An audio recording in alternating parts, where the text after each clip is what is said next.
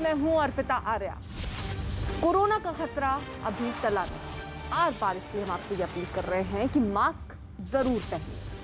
दूसरी लहर का कहर थोड़ा कम हुआ है, केसेस कम हुए हैं, लेकिन इसका ये मतलब नहीं है कि कोरोना का खतरा पूरी तरह से खत्म हो गया है। तीसरी लहर का खतरा हमारे सामने है। हमने देखा किस तरीके से ऑक्सीजन और बेड की कमी दूसरी लहर में लोग उससे जूझते नजर आए। अगर उससे बचना है, तीसरी लहर के खतरे से बचना है, तो मास्क ही सबसे बड़ा हथियार है। इसलिए मास्क जरूर लगाइए। दिल्ली एनसीआर में भीषण गर्मी पड़ रही है। लू के थपेड़ों ने लोगों का जीना मुहाल कर दिया है। घर के बाहर निकलने पर ऐसा लगा जैसे पास से आग के गोले गुजर रहे हों। मौसम विभाग की तरफ से जो जानकारी दी गई उसके मुताबिक दिल्ली में आज का न्यूनतम तापमान करीब 32 डिग्री रहेगा, जो सामान्य से 4 डिग्री ज्यादा है और पिछले 9 सालों में सबसे ज्यादा है। इससे पहले साल 2012 में जुलाई महीने में न्यूनतम तापमान 32 डिग्री पहुंचा था। यही नहीं, आज दिल्ली में अधिकतम तापमान 43 डिग्री तक पहुंचने की संभावना है। उधर मौसम विभाग ने लू की वजह से मौसम विभाग की तरफ से येलो अलर्ट जारी किया और घरों को कहा है कि बंद करके रखें। लोगों को घर से ना निकलने की सलाह भी मौसम विभाग की तरफ से दी गई। तेज धूप और चिलचिलाती गर्मी से फिलहाल दिल्ली वालों को राहत मिलती हुई नजर नहीं आ रही है। इस वक्त हम मौजूद है कनॉट प्लेस में और आज के मौसम की अगर बात की जाए तो मौसम विभाग का कहना है कि आज भी कल की तरह लू चलती रहेगी, यानी कि गर्म हवाओं के थपेड़े जो हैं वो दिल्ली वाले आज भी महसूस करेंगे। इसके अलावा मिनिमम टेम्परेचर की अगर बात की जाए तो आज सुबह का मिनिमम तापमान 31.7 डिग्री सेल्सियस रिकॉर्ड किया गया है, जो कि अपने आप में एक रिकॉर्ड है, क्योंकि 9 सालों बाद 1 जुलाई को इस तरीके का तापमान देखने को मिला है। इसके साथ ही अगर कल के तापमान की बात की जाए तो कल का जो मैक्सिमम टेम्परेचर था वो 43.5 डिग्री सेल्सियस था, जो कि इस सीजन का सबसे गर्म दिन था। ऐसे में मौसम विभाग का कहना है कि कोई राहत मिलती हुई नजर नहीं आ रही है, लेकिन कल परसों में हल्की बारिश हो सकती है। आइसोलेटेड जगहों में ये बारिश हो सकती है, जिसकी वजह से अस्थायी तौर पर यानी कि टेम्परेरी तौर पर राहत मिल सकती है, लेकिन फिलहाल मॉनसून दिल्ली के लिए दूर है। वीडियो जर्नलिस्ट राजेश के साथ प्रियंका कांडपाल, न्यूज़ 18 इंडिया, दिल्ली। दिल्ली का ज्यादा गर्मी, बहुत गर्मी है। अभी तो कोई बारिश वगैरह भी नहीं है और बादल भी नहीं है यहाँ पे, तो बहुत गर्मी हो रही है और ह्यूमिडिटी भी बहुत है अभी तो। कैसा लग रहा है अभी दिल्ली का मौसम? अभी बहुत गर्मी है, हम घूम रहे हैं, बाहर पानी पीते रहते हैं बस ये इसी तरीके से बचा रहे हैं अपने आप को गर्मी से? पानी, हाँ, बस पानी पीते रहते हैं। कुछ खास सहयोगी इस वक्त साथ हैं। चंदन जजवाड़े दिल्ली से हमारे सहयोगी जुड़ चुके हैं, चंद्रमोहन कुमार पटना का हाल बताने के लिए जुड़ चुके हैं और भवानी सिंह जयपुर से हमारे साथ हैं। चंदन का पहले रुख दिल्ली का रुख कर लेते हैं। सबसे पहले चंदन, किस तरीके की तस्वीरें हैं, क्या तापमान वहां पर है और लोगों को कितनी मुसीबतें हो रही हैं? बिल्कुल, देखिए अर्पिता, अगर हम बात करें तो औसत से 4 डिग्री ज़्यादा टेम्परेचर होना काफ़ी बड़ी मुसीबत है। दिल्ली का ये विकास मार्ग है जो कि मुख्य सड़क है पूर्वी दिल्ली का। यहाँ पर लोग जो आप देख रहे हैं वो गाड़ियों में दिख रहे हैं, पैदल लोग बिल्कुल नहीं दिख रहे हैं। गर्मी बहुत ज़्यादा, अभी दोपहर होने में थोड़ा वक्त बाकी है, लेकिन अभी से हम देख रहे हैं कि सुबह से जिस तरह की तेज़ गर्मी और धूप है, लोग काफ़ी ज़्यादा परेशान हैं। इस गर्मी से बचने के लिए लोग या तो घरों में हैं या फिर कोशिश कर रहे हैं कि आउटडोर में ना निकले। ये मुसीबत का मौसम है। कल भी हमने देखा कि औसत से 5-6 डिग्री ज़्यादा टेम्परेचर था जो मैक्सिमम टेम्परेचर था। मौसम कब बदलेगा इसको लेकर के मौसम विभाग केवल एक बात कह रहा है कि 1-2 दिनों में हल्की बारिश हो सकती है। बहुत ज़्यादा राहत की उम्मीद अभी कम से कम दिल्ली एनसीआर के लोगों के लिए नहीं है। रहिए जरा सा, दिल्ली ही नहीं बल्कि राजस्थान में भी भीषण गर्मी पड़ रही है। राज्य के 1-2 नहीं 17 जिलों में पारा 40 डिग्री के पार पहुंच चुका है। चुरू और करौली में तो तापमान 45 डिग्री के पास पहुंच चुका है। धौलपुर, गंगानगर, बीकानेर और जयपुर के हालात भी ऐसे ही हैं।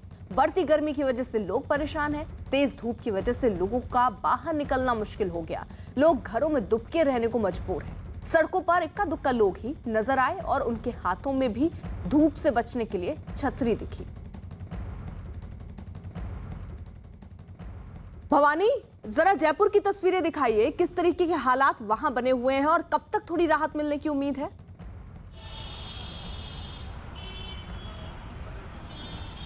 देखिए जयपुर ही नहीं पूरे राजस्थान के अंदर चारा तापमान है तकरीबन ज़्यादातर डिस्ट्रिक्ट का 40 से ऊपर पहुंच चुका है। जयपुर की छोटी चौपड़ पर हूँ और तस्वीर पहले मैं आपको तस्वीर से दिखाना चाहूँगा कि गर्मी कितनी ज़्यादा है।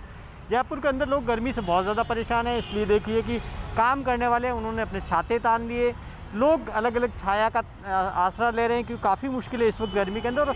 और ये देखिए कि हमारे साथ में बसों के जो सिटी बसें उनके कंडक्टर हैं। आप बताएं कि गर्मी कितनी ज़्यादा और कैसे बचाव कर रही है आप? बहुत तेज़ गर्मी पड़ रही है उसी टाइम तो मतलब अब बचाव के लिए तब कुछ है ही नहीं है इनमें, तो गर्मी बहुत तेज़ वैसे ही तपती है सारी गाड़ी। तो पानी वानी साथ में रख रहे हैं? हाँ रख रहे हैं ना पानी बोतल में। मुश्किल हो रहा होगा कि आप तो शहर के अंदर लगातार करते रहते हैं, हमको तो आदत है रोज की।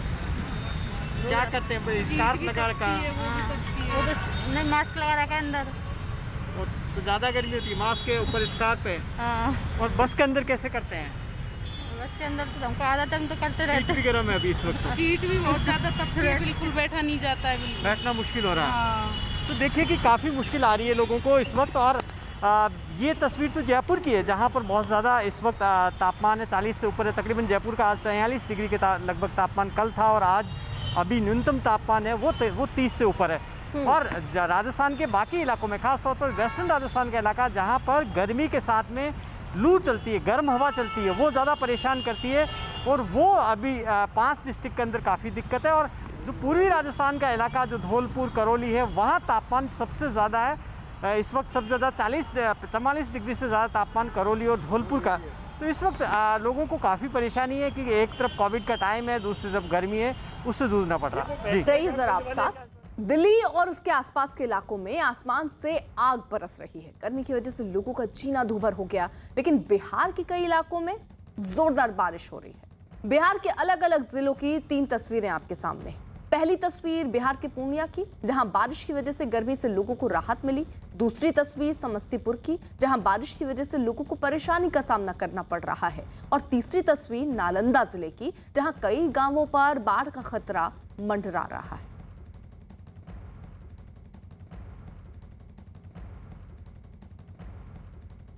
पूर्णिया बिहार, बारिश से गर्मी से राहत वहां पर मिलता हुआ अलग अलग जगहों की तस्वीरें हम आपको दिखा रहे थे किस तरीके से स्थितियां बनी हुई हैं।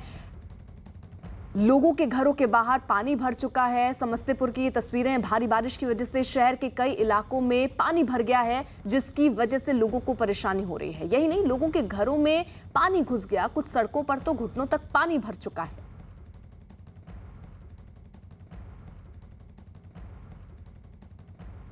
यमुना पर पानी लगा हुआ है, माताएं बहनें जाती हैं तो वो एक बहुत बड़ी समस्या है। कोई चीज़ आ नहीं रहा है, ना सब्जी मिल रहा है, ना दूध मिल रहा है और न पीने का पानी मिल रहा है। बहुत लोगों का घर में पानी ढुक गया है और ये बीमारी फैलने वाली, जितना कचरा है सब बह रहा है आसपास, कोई पूछने वाला नहीं है। शहर की स्थिति, सबको घर घर में पानी घुस गया है और इसका निकालने का कोई उपाय नहीं हो रहा है। तो सुविधा चाहिए ना, जो कि नगर निगम को जो पानी निकालने का कोशिश करे। मानसून की भारी बारिश के दौरान समस्तीपुर के हाल बेहाल है। मोहल्ले की स्थिति आपको हम तस्वीरों के जरिए दिखाना चाहेंगे। जिधर भी जाइए उधर पूरा मोहल्ला पानी से भरा हुआ है और लोगों का निकलना घर से मुश्किल हो रहा है। यहाँ पर जो तस्वीर है ये सब कुछ बयां कर रही है कि लोगों को कितनी परेशानी यहाँ पर हो रही होगी। आप तस्वीर देखिए, पूरा जो गेट है वो गेट लगभग आधा डूबा हुआ है मकान का। स्थिति यह है कि लोग अपने घरों में कैदी के तरह रहने को मजबूर है और जो लोगों का दिनचर्या है वो पूरी तरह घर में ही सिमट करके रह गया है। यहाँ पर हमारे साथ कुछ मोहल्ले के लोग हैं, हम जिनसे प्रयास करेंगे जो घर के अंदर हैं उन तक हम पहुँचे और उनसे हम बात करें कि क्या स्थिति है मोहल्ले की। आपको ये तस्वीर दिखाना चाहेंगे। ये देखिए, गेट को खोला जा रहा है और सब आपको बता दें कि ये मोहल्ला अपने आप में काफ़ी वीआईपी है और जिसमें अधिकारी से लेकर प्रोफेसर, डॉक्टर, कई तरह के लोग यहाँ पे रहते हैं। बिहार के नरकटियागंज के हालात भी हम आपको दिखाएं किस तरीके के वहां पर बने हुए हैं। गांवों में पानी भरा हुआ है। चंद्रमोहन कुमार हमारे साथ मौजूद हैं और इस वक्त स्थिति वो बखूबी बता पाएंगे। चंद्रमोहन, किस तरीके की स्थितियां हैं? एक तरफ दिल्ली और हम जयपुर की तस्वीरें देख रहे हैं कि वहां पर इतनी गर्मी है कि लोगों का जीना मुहाल, और दूसरी तरफ बिहार में इतनी बारिश कि लोगों का जीना मुहाल। बिल्कुल, देखिए पटना में पिछले 4 दिनों से भले ही बारिश नहीं हुई है, लेकिन बिहार के कई ऐसे ज़िले हैं जहां पर लगातार बारिश होने की वजह से लोगों की परेशानियां बढ़ने लगी है। और ख़ासकर अगर हम पूर्णिया, सहरसा, उसके अलावा आपको कटिहार, समस्तीपुर, बेतिया और बगहा की बात करें तो यहाँ कई ऐसे मोहल्ले हैं जहाँ पर अभी भी पानी लगा हुआ। साथियों, डिजिटल इंडिया ने कैसे संभव किया है, इसका शानदार उदाहरण है डिजी लॉकर। स्कूल के सर्टिफिकेट, कॉलेज की डिग्री, ड्राइविंग लाइसेंस, पासपोर्ट, आधार या दूसरे दस्तावेजों को संभाल कर रखना हमेशा से लोगों के लिए बहुत बड़ी चिंता रहती है।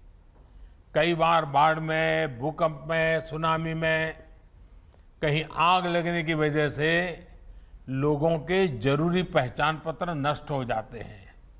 लेकिन अब 10वीं, 12वीं, कॉलेज, यूनिवर्सिटी के मार्कशीट से लेकर दूसरे तमाम दस्तावेज सीधे डिजी लॉकर में सहज रूप से रखे जा सकते हैं।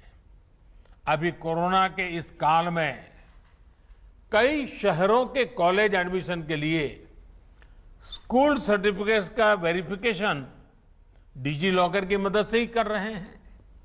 साथियों, ड्राइविंग लाइसेंस हो, बर्थ सर्टिफिकेट हो, बिजली का बिल भरना हो, पानी का बिल भरना हो, इनकम टैक्स रिटर्न भरना हो, इस तरह के अनेक कामों के लिए अब प्रक्रियाएं डिजिटल इंडिया की मदद से बहुत आसान, बहुत तेज हुई हैं। और गांवों में तो ये सब अब अपने घर के पास सीएससी सेंटर में भी हो रहा है। डिजिटल इंडिया ने गरीब को मिलने वाले राशन की डिलीवरी को भी आसान किया है। ये डिजिटल इंडिया की ही शक्ति है कि one nation one ration card का संकल्प पूरा हो रहा है। अब दूसरे राज्य में जाने से नया राशन कार्ड नहीं बनाना होगा।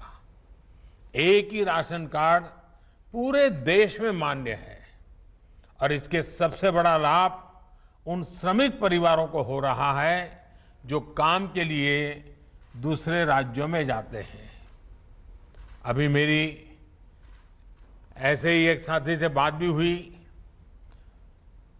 हाल ही में माननीय सर्वोच्च न्यायालय ने भी इससे जुड़ा एक बड़ा अहम फैसला दिया है। कुछ राज्य हैं जो इन बात को मानते नहीं थे। आखिरकार सुप्रीम कोर्ट ने हुक्म किया है कि इन राज्यों ने अब तक जिन्होंने one ration card, one nation वाला बात नहीं स्वीकार किए हैं, वो तुरंत लागू करें। हुक्म करना पड़ा सुप्रीम कोर्ट को और उन्हें भी इसी योजना का लागू करने के लिए कहा गया है। मैं इस फैसले के लिए सुप्रीम कोर्ट का भी अभिनंदन करता हूं, क्योंकि ये गरीबों के लिए है, मजदूरों के लिए है, अपने स्थान से बाहर जिनको जाना पड़ रहा है उनके लिए है। और अगर संवेदनशीलता है तो ऐसे काम को प्राथमिकता तुरंत मिलती है। साथियों, डिजिटल इंडिया आत्मनिर्भर भारत के संकल्प को मजबूत से आगे बढ़ा रहा है। डिजिटल इंडिया उन लोगों को भी सिस्टम से कनेक्ट कर रहा है जिन्होंने कभी इसकी कल्पना भी नहीं की थी। अभी कुछ और लाभार्थियों से मैंने बात की है, वो बड़े गौरव और संतोष के साथ बता रहे थे कि डिजिटल समाधान से कैसे उनके जीवन में बदलाव आया है। रेहड़ी, ठेला, पटरी वालों ने कब सोचा था कि वो बैंकिंग सिस्टम से जुड़ेंगे और उनको भी बैंक से आसान और सस्ता ऋण मिलेगा। लेकिन आज स्वनिधि योजना से ये संभव हो रहा है। गांव में घर और जमीन से जुड़े विवाद और असुरक्षा की खबरें भी अक्सर सुनने को आती रहती हैं, लेकिन अब स्वामित्व योजना के तहत गांव की जमीनों को ड्रोन मैपिंग की जा रही है। डिजिटल माध्यम से ग्रामीणों को अपने घर की कानूनी सुरक्षा का दस्तावेज मिल रहा है। ऑनलाइन पढ़ाई से लेकर दवाई तक के लिए जो प्लेटफॉर्म विकसित किए गए हैं, उनसे देश के करोड़ों साथी आज लाभान्वित हो रहे हैं। साथियों, दूर सुदूर तक स्वास्थ्य सुविधाओं को पहुंचाने में भी डिजिटल इंडिया अहम भूमिका निभा रहा है। थोड़ी देर पहले बिहार के साथी ने मुझे बताया कि ई संजीवनी ने कैसे इस मुश्किल समय में घर बैठे ही उनकी दादी मां के स्वास्थ्य लाभ की चिंता की। सबको स्वास्थ्य सुविधा मिले, समय पर अच्छी सुविधा मिले, ये हमारी प्राथमिकता है और इसके लिए नेशनल डिजिटल हेल्थ मिशन के तहत एक प्रभावी प्लेटफॉर्म पर भी काम चल रहा है। इस कोरोना काल में जो डिजिटल सॉल्यूशन भारत ने तैयार किए हैं, वो आज पूरी दुनिया में चर्चा का भी विषय है और आकर्षण का भी विषय है। दुनिया के सबसे बड़े डिजिटल कॉन्टैक्ट ट्रेसिंग ऐप में से एक आरोग्य सेतु का कोरोना संक्रमण को रोकने में बहुत मदद मिली है। टीकाकरण के लिए भारत के कोविन ऐप में भी आज अनेकों देश दिलचस्पी दिखा रहे हैं। वो चाहते हैं उनके देश में इस योजना का लाभ मिले। वैक्सीनेशन की प्रक्रिया के लिए ऐसा मॉनिटरिंग टूल होना हमारी तकनीकी कुशलता का प्रमाण है। साथियों, कोविड काल में ही हमने अनुभव किया कि डिजिटल इंडिया ने हमारे काम को कितना सरल बना दिया है। आज तो हम देखते हैं कि कोई पहाड़ों से, कोई गांवों में बने होम स्टे से अपना काम कर रहा है। कल्पना कीजिए, ये डिजिटल कनेक्ट नहीं होता तो कोरोना काल में क्या स्थिति होती। कुछ लोग डिजिटल इंडिया के प्रयासों को सिर्फ गरीब से जोड़कर देखते हैं, लेकिन इस अभियान ने मध्यम वर्ग और युवाओं की जिंदगी भी बदल दी है। और हमारे ये जो आजकल ये जो मिलेनियल्स हैं, अगर आज ये सारा दुनिया न होती, टेक्नोलॉजी न होती, तो उनका क्या हाल होता। बिना सस्ते स्मार्टफोन, सस्ते इंटरनेट और सस्ते डेटा के उनके डेली रूटीन में जमीन आसमान का अंतर होता। इसलिए मैं कहता हूं, डिजिटल इंडिया यानी सबको अवसर, सबको सुविधा, सबकी भागीदारी। डिजिटल इंडिया यानी सरकारी तंत्र तक हर किसी की पहुंच। डिजिटल इंडिया यानी पारदर्शी, भेदभाव रहित व्यवस्था और भ्रष्टाचार पर चोट। डिजिटल इंडिया यानी समय, श्रम और धन की बचत। डिजिटल इंडिया यानी तेजी से लाभ, पूरा लाभ। डिजिटल इंडिया यानी मिनिमम गवर्नमेंट, मैक्सिमम गवर्नेंस। साथियों, डिजिटल इंडिया अभियान की एक और खास बात रही है कि इसमें इंफ्रास्ट्रक्चर के स्केल और स्पीड दोनों पर बहुत बल दिया गया। देश के गांवों में करीब 2.5 लाख कॉमन सर्विस सेंटर ने इंटरनेट को वहां भी पहुंचाया जहां कभी ये बहुत मुश्किल माना जाता था। भारत नेट योजना के तहत गांव-गांव ब्रॉडबैंड इंटरनेट पहुंचाने के लिए मिशन मोड पर काम चल रहा है। पीएम वाणी योजना से देश भर में ऐसे एक्सेस पॉइंट बनाए जा रहे हैं जहां कम से कम कीमत में ब्रॉडबैंड वाईफाई इंटरनेट उपलब्ध हो सके। इससे विशेष रूप से हमारे गरीब परिवार के बच्चों को, युवा साथियों को ऑनलाइन शिक्षा के अवसरों से जोड़ने में मदद मिलेगी। अब तो कोशिश ये भी है कि देश में सस्ते टैबलेट्स और दूसरे डिजिटल डिवाइस उपलब्ध हो सके।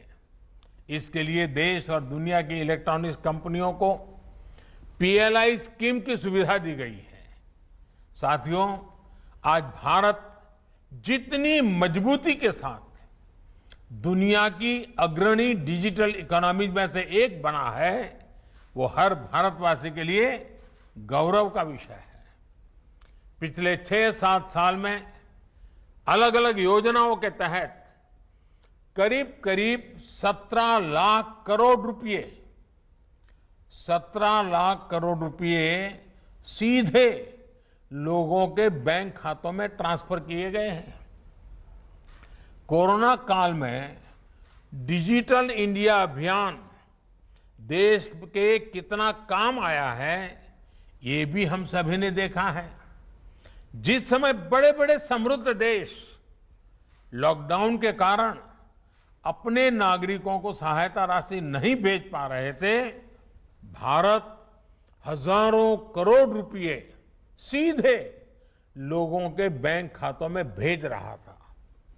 कोरोना के इस 1.5 साल में ही भारत ने विभिन्न योजनाओं के तहत करीब 7 लाख करोड़ रुपए डायरेक्ट बेनिफिट ट्रांसफर डीबीटी के माध्यम से लोगों के बैंक अकाउंट में भेजे हैं।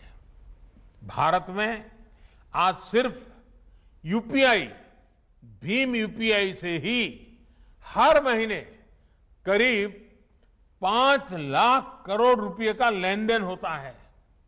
साथियों, किसानों के जीवन में भी डिजिटल लेन देन से अभूतपूर्व परिवर्तन आया है। पीएम किसान सम्मान निधि के तहत 10 करोड़ से ज्यादा किसान परिवारों को 1,35,000 करोड़ रुपए सीधे बैंक अकाउंट में जमा किए गए हैं। डिजिटल इंडिया ने वन नेशन वन एमएसपी की भावना को भी साकार किया है। इस वर्ष गेहूं की रिकॉर्ड खरीद का लगभग 85,000 करोड़ रुपए सीधे किसान के बैंक खाते में पहुंचा है। इनाम पोर्टल से ही अब तक देश के किसान 1,35,000 करोड़ रुपए से ज्यादा का लेन देन कर चुके हैं। साथियों, वन नेशन वन कार्ड यानी देश भर में ट्रांसपोर्ट और दूसरी सुविधाओं के लिए पेमेंट का एक ही माध्यम एक बहुत बड़ी सुविधा सिद्ध होने वाला है। फास्टैग के आने से पूरे देश में ट्रांसपोर्ट आसान भी हुआ है, सस्ता भी हुआ है और समय की भी बचत हो रही है। इसी तरह जीएसटी से ई वे बिल्स की व्यवस्था से देश में व्यापार कारोबार में सुविधा और पारदर्शिता दोनों सुनिश्चित हुई है। कल ही जीएसटी को 4 वर्ष पूरे हुए हैं। कोरोना काल के बावजूद पिछले 8 महीने से लगातार जीएसटी रेवेन्यू 1 लाख करोड़ रुपए के मार्क को पार कर रहा है। आज 1,28,00,000 से अधिक रजिस्टर्ड उद्यमी इसका लाभ ले रहे हैं। वहीं गवर्नमेंट ई मार्केट प्लेस यानी जेम से होने वाली सरकारी खरीद ने पारदर्शिता बढ़ाई है, छोटे से छोटे व्यापारी को अवसर दिया है। साथियों, ये दशक डिजिटल टेक्नोलॉजी में भारत की क्षमताओं को ग्लोबल डिजिटल इकोनॉमी में भारत की हिस्सेदारी को बहुत ज्यादा बढ़ाने वाला है। इसलिए बड़े बड़े एक्सपर्ट्स इस दशक को इंडिया टेकट के रूप में देख रहे हैं। एक अनुमान है कि अगले कुछ सालों में भारत की दर्जनों टेक्नोलॉजी कंपनियां यूनिकॉर्न क्लब में शामिल होगी।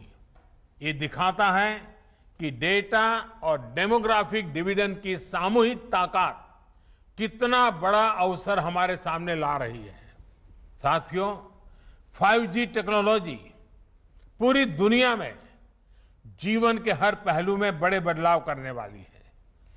भारत भी इसके लिए तैयारी में जुटा है। आज जब दुनिया इंडस्ट्री 4.0 की बात कर रही है, तो भारत इसके एक बड़े भागीदार के रूप में उपस्थित है। डेटा पावर हाउस के रूप में भी अपनी जिम्मेदारी का भारत को एहसास है। इसलिए डेटा प्रोटेक्शन के लिए भी हर जरूरी प्रावधान पर निरंतर काम चल रहा है। कुछ दिन पहले ही साइबर सिक्योरिटी से जुड़ी इंटरनेशनल रैंकिंग आई है। 180 से ज्यादा देशों के ITU global cyber security index में भारत दुनिया के टॉप 10 कंट्रीज में, टॉप 10 देशों में शामिल हो चुका है। साल भर पहले तक हम इसमें 47वीं रैंक पर थे, करीब करीब 50। साथियों, मुझे भारत के युवाओं पर, उनके सामर्थ्य पर पूरा भरोसा है। मुझे विश्वास है कि हमारे युवा डिजिटल एम्पावरमेंट को नई ऊंचाइयों पर पहुंचाते रहेंगे। हमें मिलकर प्रयास करते रहना होगा। हम इस डेकेड को इंडिया टेकेड बनाने में सफल होंगे। इसी कामना के साथ आप सभी को फिर से मेरी बहुत बहुत शुभकामनाएं। तो डिजिटल इंडिया के 6 साल पूरे होने पर प्रधानमंत्री नरेंद्र मोदी को आप सुन रहे थे। जिस तरीके का लक्ष्य भारत के लिए प्रधानमंत्री नरेंद्र मोदी ने रखा था कि हमें व्यापार अपना बढ़ाना है, आत्मनिर्भर होने की दिशा में बढ़ना है, भारत उस दिशा में आगे बढ़ रहा है। प्रधानमंत्री नरेंद्र मोदी ने ये बात यहाँ पर कही। साथ ही साथ जो डिजिटल इंडिया है, उससे जो लाभार्थी हैं इस योजना के, उनसे उन्होंने थोड़ी देर पहले बात भी की कि किस तरीके से उन्हें दिक्कतें हुई या क्या वो महसूस कर रहे हैं जब डिजिटली इंडिया आगे बढ़ने की कोशिश में है। तो प्रधानमंत्री नरेंद्र मोदी ने यह भी कहा कि दवाई से पढ़ाई तक अब डिजिटल प्लेटफॉर्म उपलब्ध है हमारे देश में और यही एक लक्ष्य बनाया गया था जिस पर हम आगे बढ़ रहे हैं। प्रधानमंत्री नरेंद्र मोदी ने one nation one ration card योजना के बारे में भी कहा कि इस वजह से ये आसान बना, स्वास्थ्य सुविधाएं जो हैं वो इसी माध्यम से दूर दूर तक पहुंच पाई।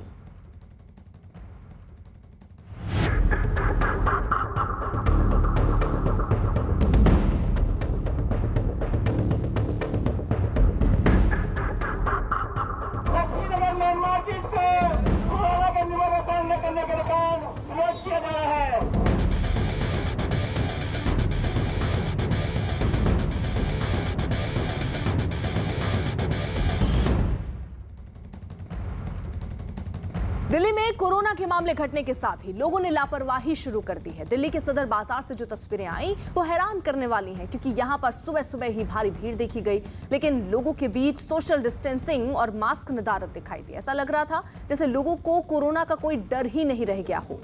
जबकि मई के पहले सप्ताह में कोरोना दिल्ली में कहर मचा चुका है, लेकिन लोग सीख लेने को तैयार नहीं दिखे और इसी का नतीजा ये कि दिल्ली में लक्ष्मी नगर मार्केट को बंद भी करना पड़ा है।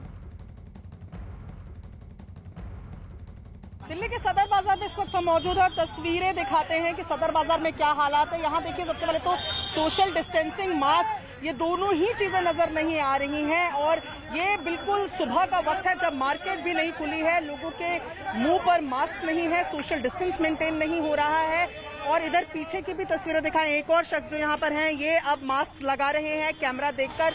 और ये तस्वीरें जो हैं ये तब की हैं जब सदर बाजार की मार्केट अभी खुली नहीं है, अभी मार्केट खुलने में समय है।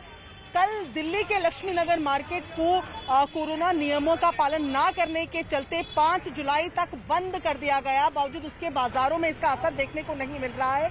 सदर बाजार जैसे जगह पर बेपनाह भीड़ नजर आ रही है, लोगों का आना सुबह से ही यहाँ पर आना शुरू हो गया है और सोशल डिस्टेंसिंग, मास्क, दोनों ही चीजें यहाँ पर नदारद दिख रही हैं। ऐसे में कोरोना का खतरा खत्म नहीं हुआ है, ये बात लोगों को समझने की जरूरत है। वीडियो जर्नलिस्ट राजेश के साथ Priyanka Kandpal, news 18 India, Delhi. Corona नियमों को लेकर लापरवाही बरतने के मामले में सख्त कदम उठाते हुए दिल्ली सरकार ने पूर्वी दिल्ली के लक्ष्मी नगर मार्केट को 5 जुलाई रात 10 बजे तक के लिए बंद कर दिया है। लक्ष्मी नगर मार्केट आज लगातार दूसरे दिन भी बंद है। लॉकडाउन जैसी सख्तियों में ढील मिलने के बाद पूर्वी दिल्ली के लक्ष्मी नगर मार्केट में खरीदारी करने के लिए लोगों की भारी भीड़ उमड़ पड़ रही। इस दौरान वहां कोरोना नियमों की जमकर धज्जियां उड़ाई गईं। सोशल डिस्टेंसिंग तो दूर, लोगों ने मास्क तक लगाना जरूरी नहीं समझा। लक्ष्मीनगर मार्केट में भीड़ की तस्वीरें वायरल होने के बाद प्रशासन एक्शन में आया और जांच के बाद लक्ष्मीनगर और आसपास के जो सभी बाजार थे उनको बंद करने का फैसला लिया गया। डीएम ने महामारी एक्ट के तहत कार्रवाई करते हुए लक्ष्मीनगर और आसपास के कई बाजारों को 5 जुलाई रात 10 बजे तक बंद करने का आदेश दिया। लक्ष्मीनगर के साथ साथ इसके पास लगने वाले मंगल बाजार, विजय चौक, सुभाष चौक, जगतराम पार्क, गुरु रामदास नगर की दुकानें भी 5 जुलाई तक बंद रहेंगी। देश भर के कई मार्केट से हम ऐसी तस्वीर देख रहे हैं जिसमें कोविड नियमों की धज्जियां उड़ाई जा रही हैं। उन सब के लिए लक्ष्मीनगर मार्केट एक सबक है कि यहाँ जिस तरह से कोविड नियमों का पालन नहीं किया गया, उसके बाद प्रशासन ने मार्केट को पूरी तरह से बंद कर दिया है। राजधानी दिल्ली के पूर्वी इलाके का ये मेन मार्केट है, काफ़ी ज़्यादा पॉपुलर मार्केट है, लेकिन यहाँ जिस तरह की भीड़ इकट्ठा हुई, लोगों ने मास्क नहीं लगाए, सोशल डिस्टेंसिंग का पालन नहीं किया, उसके बाद प्रशासन ने इस मार्केट को 5 जुलाई तक बंद करने के आदेश दिए हैं। मार्केट अभी भी बंद है और कई पुलिस वाले लगातार यहाँ पर निगरानी रखते हैं कि कोई भी दुकान ना खुली हो। जो लोग सड़क से आते जाते हैं वो सोशल डिस्टेंसिंग का, कोविड नियमों का पालन करें, लेकिन कुछ लोग अभी हैं। आप बताइए, आप मास्क क्यों नहीं लगा रखा है? मास्क ही लगा रखे हुए अभी आपने वो तो दांत से दबा रखा है टॉवल। अरे पब्लिक दुनिया ही नहीं लगाती तो हम क्या लगाए? पुलिस वाले वो खड़े हुए वो नहीं लगा रखे मास्क, उनको देखो।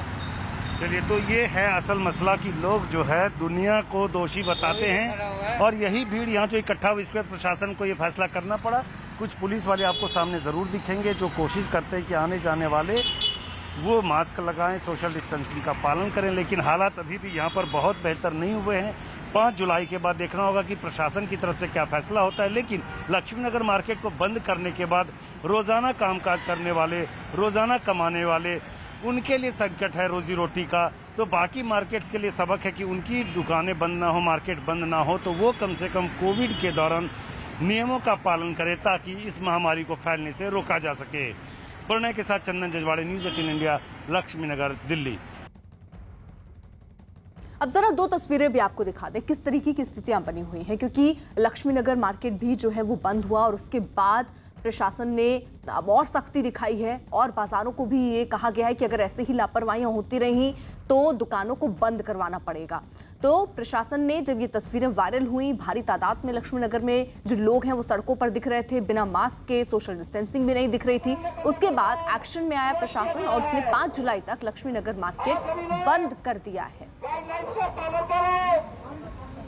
कोई भी व्यक्ति जो इस गाइडलाइन का पालन नहीं करेगा, कोरोना काल में जयपुर के बस अड्डे से हैरान करने वाली तस्वीर भी सामने आई। देश में अभी कोरोना खत्म नहीं हुआ है, लेकिन जयपुर में बस अड्डे पर लोग बिना मास्क के घूमते दिखे। बस अड्डे पर लोग सोशल डिस्टेंसिंग को भूल गए। ये लोग इस तरह घूम रहे थे जैसे देश में कोरोना जैसी कोई बीमारी ही ना बची हो। इन लोगों की यही लापरवाही कोरोना की तीसरी लहर ला सकती है। तो सोशल डिस्टेंसिंग, लोग उसको पालन उसका नहीं कर रहे हैं। मास्क देखिए चेहरे पर लोगों के नजर नहीं आ रहे हैं। बस अड्डा हो, सड़क हो, दुकान हो, हर जगह लोग ऐसे ही लापरवाही बरत रहे हैं। उन्होंने 2 लॉकडाउन देख लिया। पहला लॉकडाउन जब पहली लहर आई थी उस वक्त देखा गया। दूसरी लहर के केसेस, उस समय दूसरी लहर के टाइम भी इनको समझाया जाता रहा कि नियमों का पालन करें, लेकिन लोग माने नहीं। नतीजा फिर से लॉकडाउन लगाना हुआ। और आज जब दूसरी लहर में थोड़ी ढील दी गई है और तीसरी लहर का खतरा सामने है, बावजूद इसके लोग मानने को तैयार नहीं हैं। और अगर ऐसी ही तस्वीरें लापरवाही की आती रही तो विकल्प फिर से लॉकडाउन ही बचेगा। राजस्थान में लॉकडाउन में छूट मिली तो बाजार खुले, लेकिन बाजार खुलने के साथ में कुछ शर्तें सरकार ने लगाई थी। गाइडलाइन की पालना करनी है, मास्क लगाना, सोशल डिस्टेंसिंग की पालना करनी है। लेकिन तस्वीरें देखिए कि ये जयपुर के चांदपोल बाजार की तस्वीरें हैं और तस्वीरों में आप जहाँ पर भी देखेंगे भारी भीड़ तो नजर आ ही रही है। दूसरी बात है मास्क नहीं है, ज़्यादातर लोग बिना मास्क हैं यहाँ पर। तो ये देखिए कि कैसे मार्केट के अंदर घूम रहे हैं बिना मास्क के। क्या भैया, क्या कोरोना का डर नहीं है? नहीं, कोई कोरोना नहीं है यहाँ पे। तो मास्क की जरूरत नहीं है? नहीं, कोई मास्क का जरूरत नहीं है। मास्क लगा। और आपको कोरोना हो गया तो आप दूसरों को नहीं करेंगे? कोई आपने कोरोना भी नहीं लगा रखा, क्यों? रखा है क्या? कमरा पे मास्क को कमरे पे रखा आगे। साथ नहीं लाए, क्यों? ये बंगाल के अभी ले लूँगा कोरोना नहीं होता है? ये बाहर के आए हुए सर, ये बंगाल के आए हुए। बंगाल वालों को कोरोना नहीं होता है? बंगाल का कोरोना आता है, सब आम आदमी को सबको कोरोना होता है सर। बाबूजी इस टाइम पे मास्क नहीं लगाओगे तो एक दूसरे को बहुत तकलीफ होगी।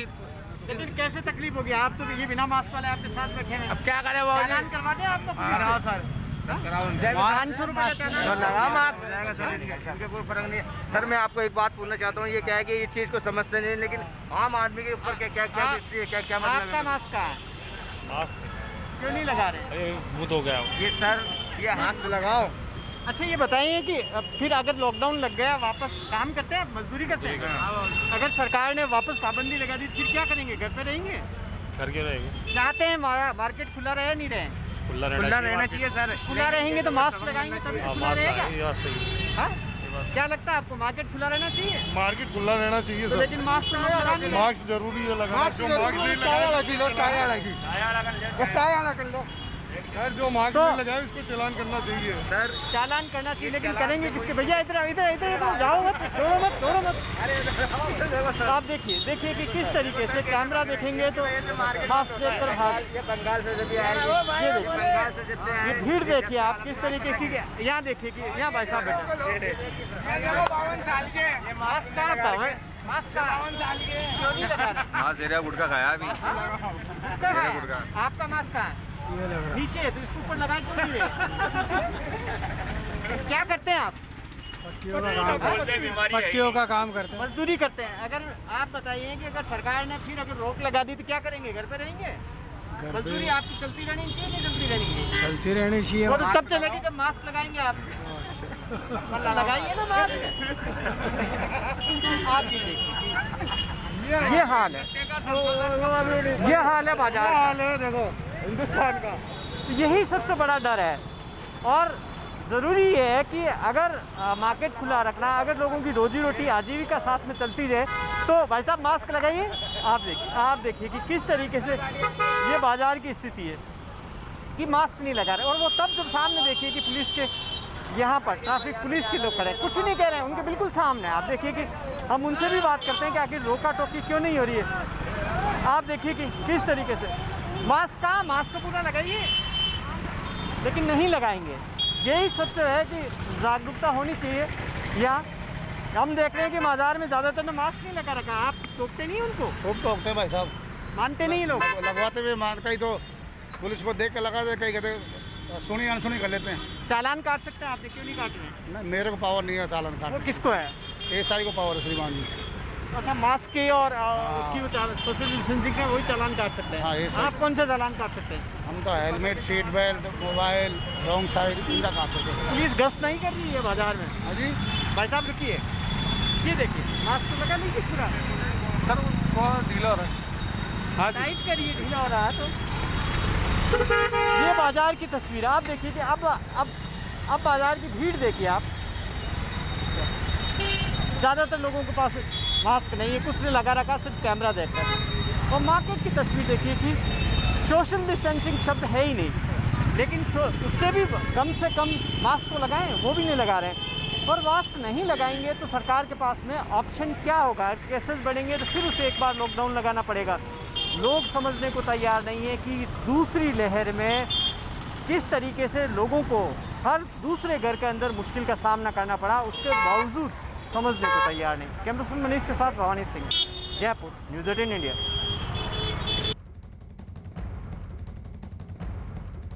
और बड़ी खबर आ रही है, कोविशील्ड को यूरोपियन यूनियन के 8 देशों ने मंजूरी दी है। इस वक्त की बड़ी खबर कोविशील्ड से जुड़ी हुई है। ऑस्ट्रिया, ग्रीस, आयरलैंड और जर्मनी समेत यूरोप के 7 देशों ने सीरम इंस्टीट्यूट के कोविशील्ड को ग्रीन पासपोर्ट में शामिल किया है। और इसका मतलब यह है कि जिन लोगों ने कोविशील्ड का टीका लगवाया है उन्हें यूरोप के इन देशों में जाने की इजाजत मिलेगी। अब यूरोप के 8 देशों में कोविशील्ड को मंजूरी मिल गई है और इससे पहले स्विट्जरलैंड ने भी कोविशील्ड को मंजूरी दी थी, हालांकि वो यूरोपीय संघ का हिस्सा नहीं है। तो ये बड़ी खबर आ रही है, 8 देशों से मंजूरी मिली है कोविशील्ड से। और सीधे सीधे अगर आप इन देशों में जाना चाहते हैं तो आपको ये मंजूरी मिल जाएगी, क्योंकि कोविशील्ड यहाँ पर अब ग्रीस, स्पेन, आइसलैंड ने इसको मंजूरी दे दी है। स्विट्जरलैंड ने भी कोविशील्ड को मंजूरी दी थी। तो बड़ी खबर, ग्रीन पासपोर्ट में शामिल किया जाएगा। आपको बता दें, बड़ी खबर आ रही है, सीरम इंस्टीट्यूट के कोविशील्ड को ग्रीन पासपोर्ट में शामिल किया है। इसका मतलब यह है कि जिन लोगों ने कोविशील्ड का टीका लगवाया उन्हें यूरोप के इन देशों में जाने की इजाजत मिलेगी। अब यूरोप के 8 देशों में कोविशील्ड को मंजूरी मिल गई। इससे पहले स्विट्जरलैंड ने भी कोविशील्ड को मंजूरी दी थी, हालांकि वो यूरोपीय संघ का हिस्सा नहीं है। तो बड़ी खबर ये कि कोविशील्ड से जुड़ी बड़ी खबर, ऑस्ट्रिया, ग्रीस और आयरलैंड और जर्मनी समेत यूरोप के 7 देशों ने सीरम इंस्टीट्यूट के